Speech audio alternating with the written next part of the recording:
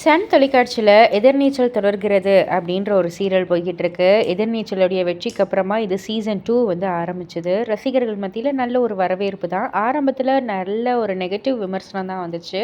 But ஆனால் போக போக அதுவுமே அப்படியே பாசிட்டிவாக மாறிடுச்சு. எல்லாருமே வந்து இதில் ஆக்ட்ரஸ் கனிகா கிட்ட கேட்குற ஒரு கேள்வி, திரும்பவும் நீங்கள் ஒரு கம்பேக் கொடுங்க இந்த ஒரு சீரியலில். ஏன்னா அவங்க கோமாவில் இருக்கிற மாதிரியே தான் காமிச்சிக்கிட்டு இருக்காங்க இல்லையா? ஸோ அதற்கு வந்து கனிகா வந்து ரொம்பவே தெளிவாக சொல்லிட்டாங்க.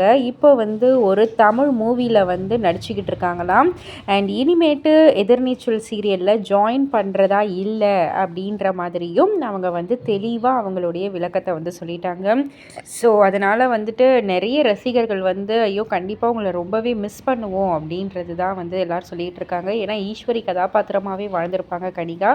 ஸோ இதெல்லாம் பற்றி நீங்கள் என்ன நினைக்கிறீங்க? உங்களுடைய கருத்து என்ன அப்படின்றத கீழே உள்ள கமெண்ட் பாக்ஸில் குறிப்பிட்டு சொல்லுங்கள். மறக்காமல் சேனலை சப்ஸ்கிரைப் பண்ணி பக்கத்தில் உள்ள பெல் ஐக்கானை கிளிக் பண்ணிவிடுங்க.